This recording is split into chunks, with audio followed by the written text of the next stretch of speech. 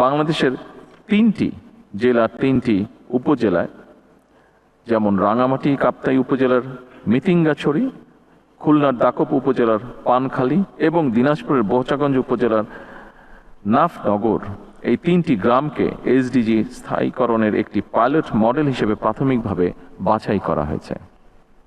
এই গ্রামগুলোতে family card, health card, কৃষক card, ক্ষুদ্র ও মাঝারি উদ্যোগের ঋণ, স্কুল ড্রেস, মাদ্রাসা ভিত্তিক শিক্ষা, নবায়নযোগ্য জ্বালানি, গ্রাম পর্যটন, blue employment, one village one product, বৃক্ষরোপণ, খাল খনন এবং ইকো ট্যুরিজম সহ বিভিন্ন কর্মসূচি একযোগে পরীক্ষামূলকভাবে বাস্তবায়ন করা হবে এবং এর প্রভাব পর্যবেক্ষণও করা হবে।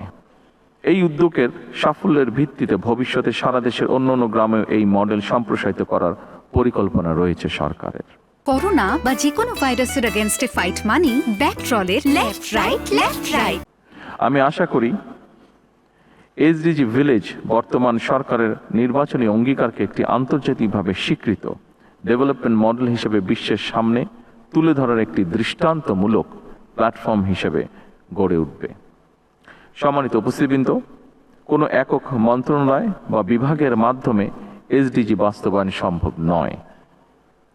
এর সফল বাস্তবায়নের জন্য প্রয়োজন সরকার, বেসরকারি খাত, উন্নয়ন সহযোগী, এনজিও, সুশীল সমাজ, গণমাধ্যম এবং প্রতিটি নাগরিকের সম্মিলিত সহযোগিতা।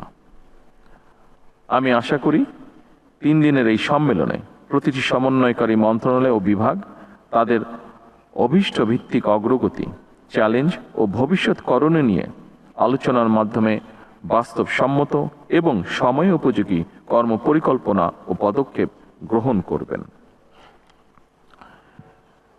আগামী দিনের কর্মপরিকল্পনায় কয়েকটি মৌলিক বিষয়ে সরকারের দৃষ্টিভঙ্গি স্পষ্ট। একটি গণতান্ত্রিক রাষ্ট্র যেখানে থাকবে অবাধ নির্বাচন, আইনি শাসন এবং প্রাতিষ্ঠানিক জবাবদিহিতা। একটি মানবিক রাষ্ট্র যেখানে স্বাস্থ্য, শিক্ষা ও নাগরিক অধিকার হবে সার্বজনীন, এবং একটি কল্যাণ রাষ্ট্র যেখানে প্রতিটি নাগরিকের অর্থনৈতিক সুযোগ ও আন্তঃপ্রজন্ম ন্যায্যতা নিশ্চিত থাকবে।